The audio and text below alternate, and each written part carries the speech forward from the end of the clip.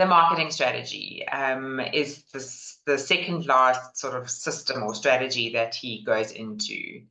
And he talks about this customer demographic versus the customer psychographic. So the demographic being who is your customer, and the psychographic being why does that person buy from you. And I think, especially in your situation, Derek, I mean, we can sort of have like a one-on-one chat because everybody else is not with us. But and I know that Christelle is working furiously in the background. But the demographic of a B2B customer is different, and the psychographic of why they buy is very different from a C2C customer, so a company to consumer versus business to consumer. And I was thinking, like, when you're dealing with giant companies, if you are trying to sell to a giant company, to get that initial meeting, you're gonna have to understand who it is that you're meeting with and how you speak to that person. And then as you start working your way up the chain of the different people you need to speak to in order to close the deal, you actually need to understand, like, what's important to the next person and the next person and the next person, like whoever you have those conversations with. So you can't just like say, we always speak to IT and this is what's important. You've got to say, okay, when we're speaking to IT, this is what's important. When we're speaking to procurement, this is what's important. When we're speaking to a finance person, this is what's important, Yeah, the nuances have got to be adjusted depending on your audience. Often you don't, I mean, you could walk in and not know the person and have to adjust your whole approach, not the message, but the way you deliver it, depending on who you're talking to. Yes. And I think that comes with experience. I don't think that's something you can teach someone. When you walk into a meeting and somebody is reacting in a certain way, or even greeting you in a certain way, this is a very conservative, structured kind of person, or it's an off the wall, depending on the generation, I mean, in the age, you would approach it differently.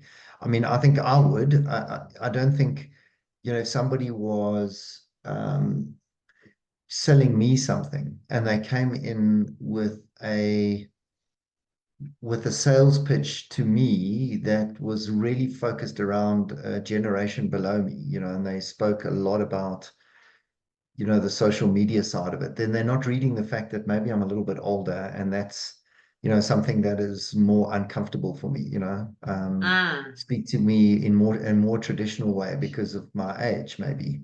So I'm not saying stereotype people, but I think it's important to actually realize it. Yeah, and I like, because the book doesn't give us any hints and tips, right, in dealing with the digital age. I think with this kind of thing, we've got a couple of tools that we can use at our disposal. I think number one, you've got LinkedIn. So you can look up the people that you're meeting with before that meeting. You can see roughly how old are they, what types of experience have they had. So you've got that benefit of doing that research before the meeting.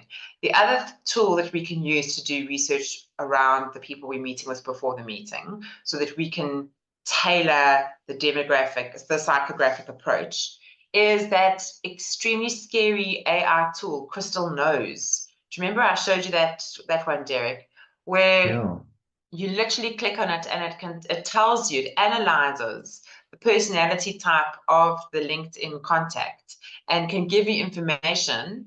So it's got a LinkedIn plugin and it's got a Google plugin, and it can give you information on how this person, like how to speak to this person, how to write emails to this person, what they respond to, what their personality type is. So I mean, in this day and age, with a tool like that, that's super, super powerful. And where's that info? Where's that AI tool pulling that info from? I mean, everywhere, I suppose. Anywhere where your name is linked to, I mean, there might be 100 Derek Kings out there, but it's linking my name to anything I've said on social media, maybe any Like email style, and I mean, surely it's not getting that. I mean, how does it? Is it No, just it doesn't, from it my can't go profile? anywhere that's password protected. But Mm, if you think about where you've got information in the public domain, so your LinkedIn profile is information in the public domain, your Facebook profile is information in the public domain. If you have not been careful about your privacy stuff on Google, it can go and use its Google spiders to see like what cookies have you got, what other apps have you logged in, have you been connected with. Yeah, so I mean, it can sort of, it searches the internet for anything that is kind of in the public domain about you, using Google, using do you LinkedIn, think it using uses? Facebook. I mean, I would say that most of my personality could be derived by what I do on this device. If you're a machine learning type thing. And I wonder if it gets into the iOS world. I don't know if it Yeah, can. I can probably see using using whatever email address you have linked to your Google profile or your iOS profile, it can probably see what apps you've downloaded. And Interesting, and because based on the that apps would, that you've downloaded, yeah, it can't see into the app because there's password mm, protection there, but it can see, sure. okay, this person's downloaded a couple of fitness apps and has downloaded these things, and but it's Mm. like, yeah, so I mean, it's pretty Yeah, scary, but it is quite scary. I mean, I just do. You wonder. But I mean, a great tool. I mean, should we not be using that more and more, Anne? I mean, is that not like you're doing a profile on a person? If it takes 5 minutes to do it, that should be a no-brainer before you go into a meeting. yeah, so I did use it on Projay. Okay. I did use it on, I have used it on a couple of people before big meetings. I'm still Mm. using the paid version. I think I've got like two more personality scans left because you get 10 when you start. And Okay. then Okay. That how it works. yeah, and then once you sign up, can't remember how many you get, maybe you get 50 in a year. But you have to pay annually. Like there's no option to pay, um, what do you call it? There's no option to pay like monthly and then cancel. Per So scan or per whatever. yeah, You just which pay an annual fee, and then you get whatever 15 yeah, I profile think it's scans. 50. Okay. Yeah. 50. Okay. I haven't actually looked at the commercial model for a while. Mm. But yeah, and it's definitely, if I'm going to go meet somebody who is and have a difficult conversation with them, I want that information. So if we did end up going to meet Stedrick, I would definitely use that. Yeah. 100%. Okay. With you. Okay, Mm. so creating those so like in the C2C world, the consumer to customer world, in the company to consumer world, this is really all about your marketing targeting, because Yeah. if you're going to pay for advertisements in the wrong place, you're just throwing money down the drain. Yeah. Sure. So this obviously targets that marketing, and I definitely think this quote from the book: small business is far more fragile than big business. So if anything, small business must take marketing more seriously than big business does. And I think that is, I think not focusing on marketing is possibly one of the biggest strategic mistakes that small businesses make. And if they spend their money wisely or cleverly, where they can get a big return. But I also think it's one of the areas that business owners feel the least comfortable with. Like, I started this business to be a technician. I know a lot about telecoms, or I know a lot about helping people, or I know a lot about patient care. I Mm. know nothing about marketing. And so because it's such a foreign area, and because you do have to spend money in marketing, like marketing people do nothing for free, Mm. because they know the value of marketing, I think. People tend to avoid it because they're actually afraid of it. They don't know what they're doing. Mm. Um, Mm. It's I think and I speak also from my point of view, is that it's an area of budget that you can't happily not spend money on and go, oh, well, we can drop that to the bottom line. Why do we worry about it? And to be honest, I mean, and I wouldn't be doing any of the stuff had you not recommended that we do this marketing campaign. So, I mean, it's spot on. I mean, as a business owner and scared of, or just uncomfortable with that whole marketing thing, it doesn't sit well. Therefore, don't spend money. Therefore, don't do it. Yeah. But yeah, pleased to say that we are spending time and effort on it. Yeah. Yeah. Yeah. And I think about what consumer companies spend to get that consumer, and they spend so much money. But then, businesses that are working with other businesses often don't spend enough money on marketing. Definitely think it's the biggest strategic mistake that I made as a business owner before. It was not, we did marketing, but we expected results far quicker than we got them.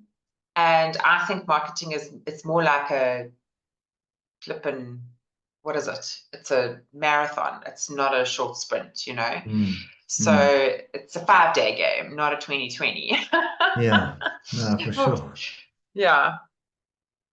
So, okay. So then they look at this customer persona thing, right? And obviously we have to learn our customers' language, speak the customer's language, and then ask the critical marketing question: what must our business be in the mind of our customers in order for them to choose us over everyone else? And I think that Donald Miller book called Build a Story Brand talks about trying to create a story for the customer that they feel like they could be a part of, or that would make them look good. And as soon as you start getting the customer to imagine themselves doing this thing with you, I think you are halfway there. But in order to get that language right, we need to know who the customer is. So to help people do that, what I did was, this is a little marketing tool called a customer persona map. And it helps us to define customer personas. And so you'd think of like, who is the segment that I'm after? So let's say it's you're working B2C, so you're working business to consumer, which means you're working with people in a corporate or in a large company who are making the decisions and moving your product through the decision chain. And you then think about, okay, so who would we be speaking to first? Who would we be speaking to second? Who would we be speaking to third?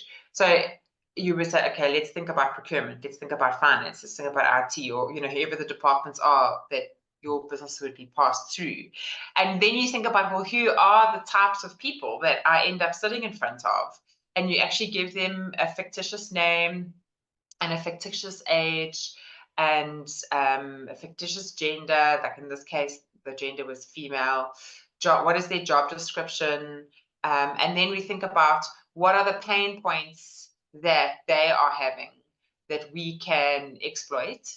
And what would be the motivators or the goals that they have that relate to our product, and how are they currently solving the problem, and how are we going to reach them?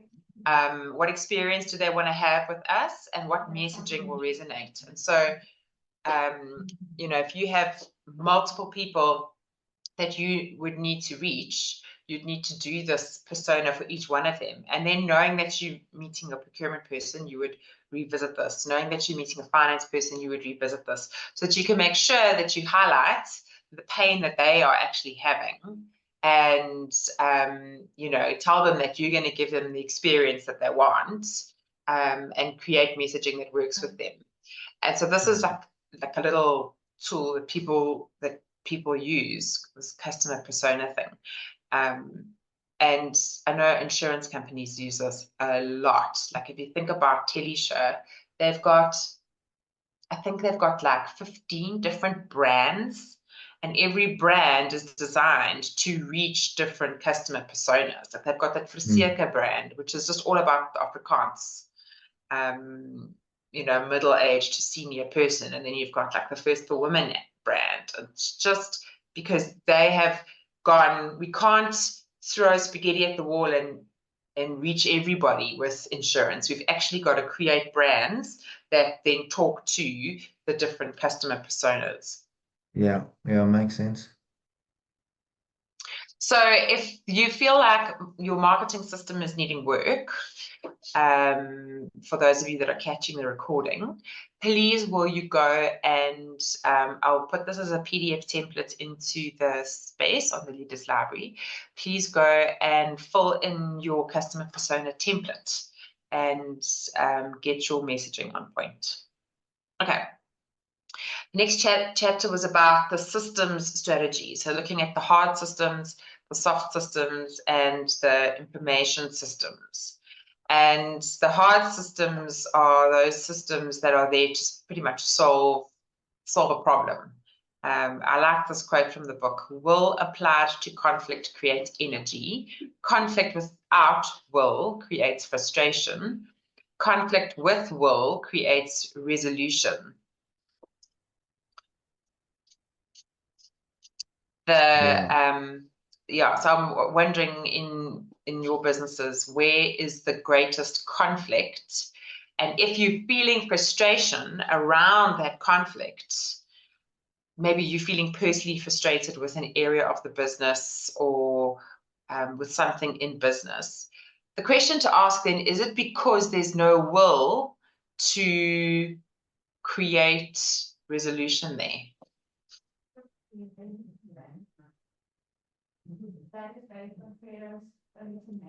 So then we can look at this soft system of selling. So this is his PowerPoint selling system. And there were those 6 things to do.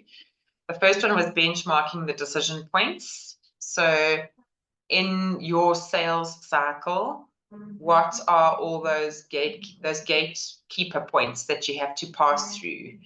Have the meeting with this person. Yes, they're happy. Now you have to have a meeting with this person. Now they're happy. Now you have to meeting with this person. Okay, now we're doing a proposal. Like, all of those things.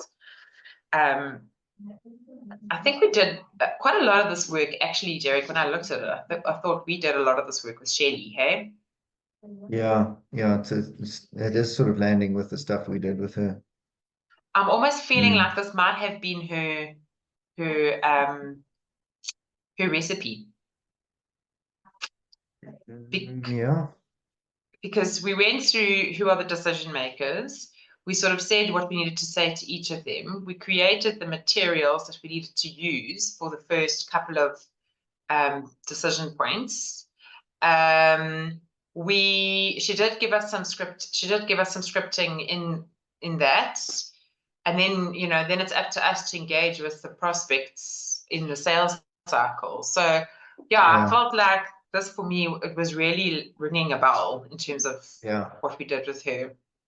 And I also think anyone that's going to outsource the new business development function in their business definitely has to have this right. Because if you've got salespeople and you're not in the room with them and they are going off script and promising things that your business then has to deliver on, nobody else is in the room to hear what they're promising, that can be a massive problem. Yeah. Okay, and then the information system. So you cannot manage what you don't measure. So here are 3 questions to reflect on in terms of your information systems. What is the most strategic and important system in your business?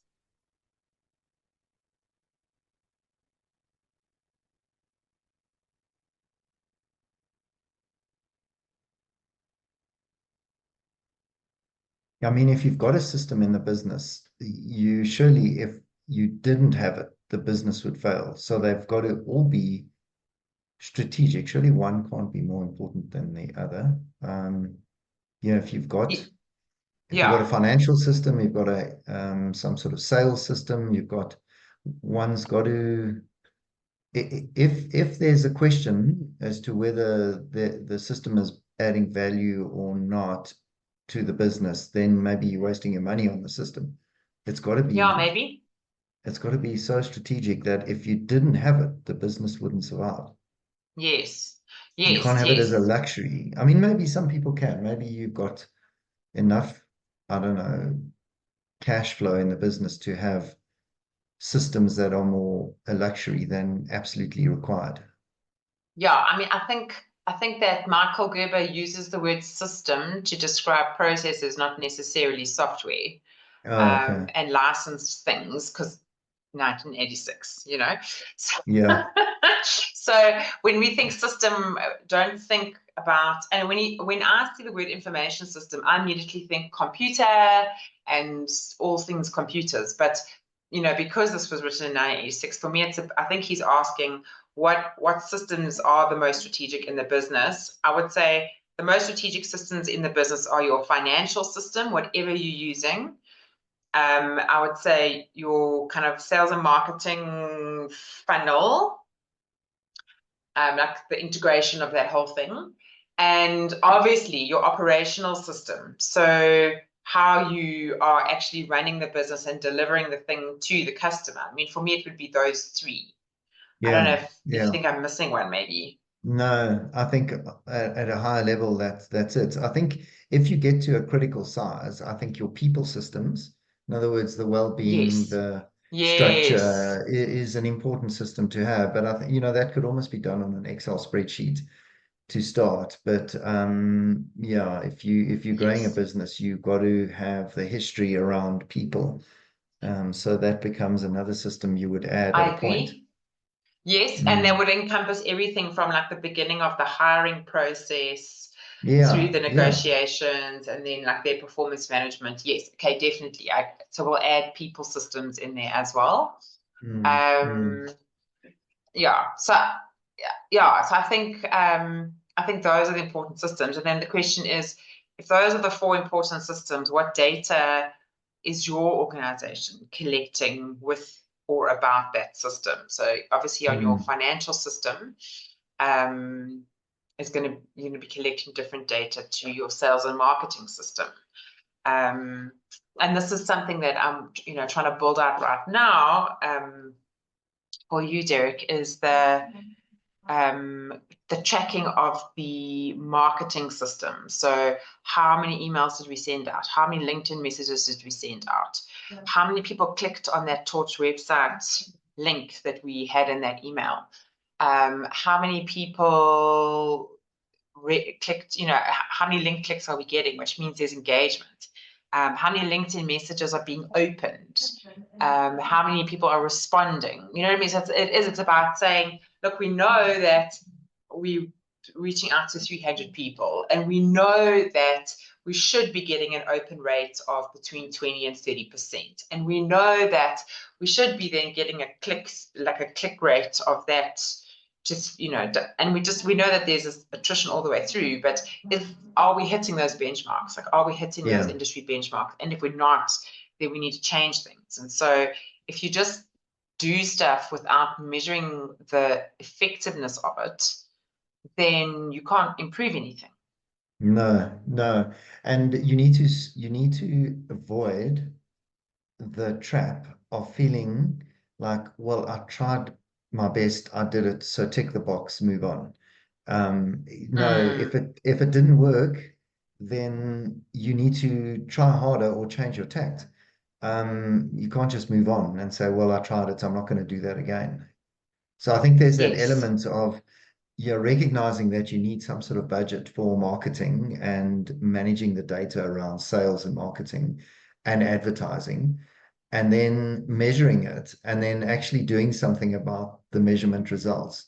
Do we do the same again because it was yes, effective, or do we change it? But don't give up and say, well, I tried it, so let's just shelve it and carry on as per normal. yes. But yeah. And I think it's the same with the people hiring process. You hire a dad, you've got to go back and say, okay, where did our process fail us? If this is our hiring process, the person starts and they're not a good fit for the role, or they leave after 3 months, or or we discovered that there's got some skeletons in their closet. Where in our hiring process should we have picked this up, Mm, and why didn't we? And yeah. okay, we didn't follow the process, or the process needs to be refined, or whatever the case may be. But I think with every system, I like what you say about not using we tried it as the excuse, but rather going and looking at the information to say, we tried it didn't work, why? Let's go back and look at the information that we have. And I think a lot of people are too busy to do that. They're too busy to go back and relook at why things may or may not have worked. So they just don't bother to actually analyze the data that they are collecting. Yeah, 100%. Yeah. So then the end of this book finishes back with his letter to Sarah, which I thought was very sweet. It's like a sweet way to end this book. But there was this, so I have the hard copy version. And I think this version is so old it might actually have been printed in 1986. But the thing that he says on page 262 after he speaks about the dojo, I just felt was so good. I wanted to just reiterate it.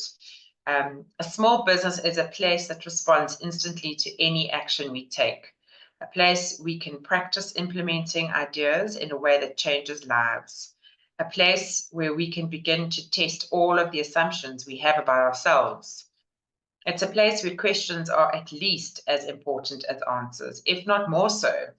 It is a place where generalizations must give way to specifics. It is a place that demands our attention, a place where rules must be followed and order preserved, a place that is practical, not idealistic, but a place where idealism must be present for the practical to serve. It is a place where the world is reduced to manageable size, small enough to be responsive, but big enough to test everything we have, a true practice hall, a world of our own. I love the idea of using a business to create a world of your own.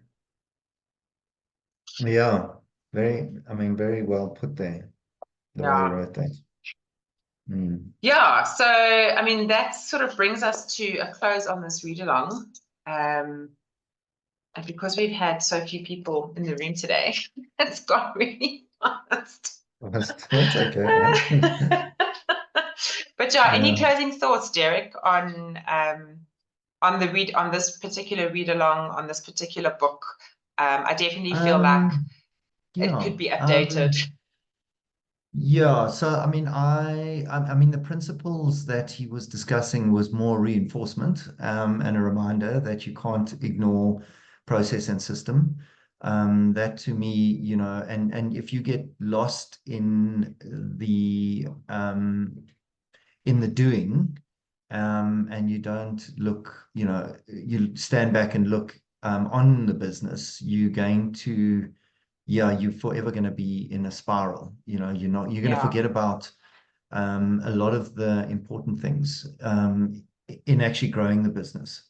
So and I think I mean what I also realize is that businesses go through cycles, and sometimes the cycle that you're in is operational, and sometimes the strategic stuff does have to take a back seat. As long as you don't forget about it, it's okay to postpone something, or to realize that I can't, if I'm fighting for survival in cash flow, then my priority has to be there. It can't be on what the next marketing campaign is, and I think also that also comes with a bit of experience, because one has gone through various cycles, and you realize actually, this is what you did to get out of those cycles. And if you're in a space where things are working well, you have some stability, then don't get complacent and just let the boat float down that river. Just keep looking at, well, now I've got the opportunity to do something different. Let's look at the systems. Let's look at marketing. Let's look at my website. Let's look at the way we interact with our staff. I think you've got to keep doing things in the business, and not expecting the business to just work. There's always got to be changes. I don't know. I liked the way he wrote it. But I must say the one criticism is, I suppose just a timing thing. In today's world, it's a lot less. There's a lot of AI and systems that could help with some of the stuff he was speaking about. And Definitely. we can use those, you know, as you do to our advantage. Yeah, definitely. I mean, Mm. I think that's where somebody could come along and say, if you've read E-Myth, read this next, because this brings E-Myth into the 22nd century kind of thing Yeah, almost. yeah, yeah. So yeah, somebody could actually do very well if they kind of repositioned E-Myth a bit like that. Well, there's a project for you, and when you're writing your first book. Yeah, thanks. I With all think the time you have on your hands.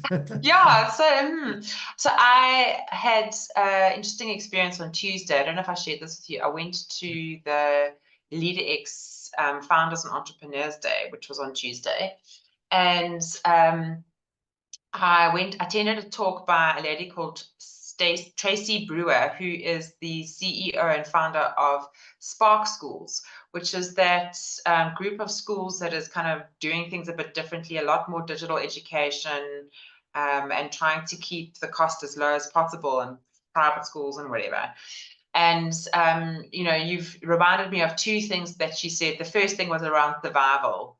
And you know, the name of the game is stay in the game. So you need to survive. Your business has to survive. So when you have to take hard decisions and close down offices and retrench staff and turn off programs that were useful and you know, cut your marketing budget and things like that, sustainability of your business has to come first. And I think that was really important.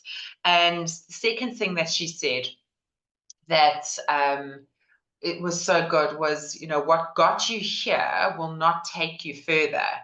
And so if you just feel like business is gonna just be the same and we can go with the same team and we can just keep running, that's not necessarily the case. You know, you may need to hire somebody in who is better at the job than the person that was currently doing it. And one of my other customers has just had this experience where, as a startup, they hired a graphic designer, web designer person, and she came in and she was really amazing and she got the business and she understood everything so beautifully.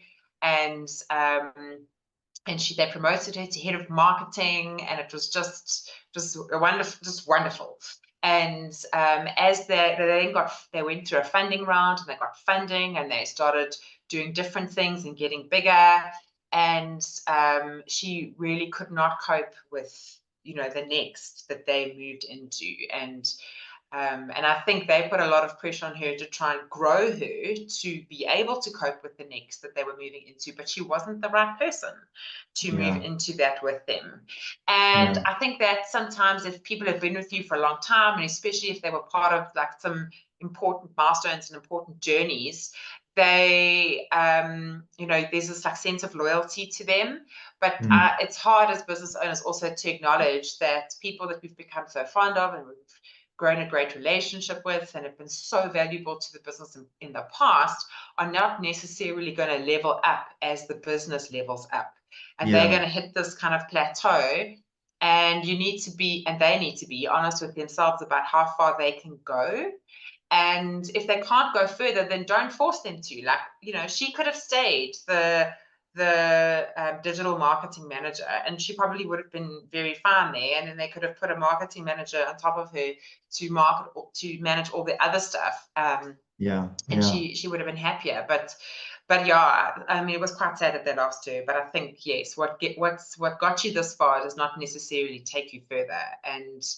And that was an important lesson that she mentioned. And you don't see, if you aren't working on the business continuously, then you don't get to see that. Like you were saying, you know, he talks about management, abdicating the management responsibility. Like you hire in a bunch of operators and technicians and you just think you can take your hands off, but your business won't grow further because it's the owner who, with his idealistic, visionary and plans for the business, he has to be that driving force behind the business. The business doesn't drive itself. No, 100%. Founder presence is like gas in the tank. Explain the analogy. Like if you are the founder and you're involved in the business, you know, and the people are connecting with you, especially your leadership and your management team, they're hearing from you, they're seeing your vision, they're hearing what you want to do next, you've got that regular cadence of connection, then that's like, then they know, okay, cool, this is how I need to manage, the direction we're going in. So it's like gas in the tank. But then as soon as your founder is not around as much, and they delegate the leadership responsibility to maybe senior management, if they haven't connected and they don't know where he wants to take the business, it's just going to kind of get a bit loosey-goosey. Yeah, sure. Yeah. Yeah, I'm trying to think of a business 100%. I know that might have done that, but I can't think of any off the top of my head. But it'd be interesting to look at businesses that folded after MDs were appointed, and see if maybe that distance between the MD and the founder might have gotten too long. Yeah. Interesting. I mean, a friend of mine's got a photographic business, and over the years, he hires in freelancers into the business, and he's got one portion of his business is school photography. And he said it's less about the photographer and more about the personality. He said with AI and with the systems you have, the photography can be edited and changed. But if that person makes one silly comment to the headmaster or to the person involved in those, you can't go back to the lab and correct that. That's it, done. So it's so funny that you've got your expertise is so clear and so defined in terms of what you deliver, yet the importance is on the interaction between the customer and less so the actual product that you're selling. So I take a lot from that business in also understanding that relationship with the customer could be made or broken in seconds, just with the wrong thing or the wrong person in front of a customer. Yeah, definitely. I think who you put in front of the customer is critical. Yeah. Good. Cool, Derek. Thanks for flying with us for this one. Thanks, Anne. Thanks for all the insight and the conversations. I did enjoy it. Thank you.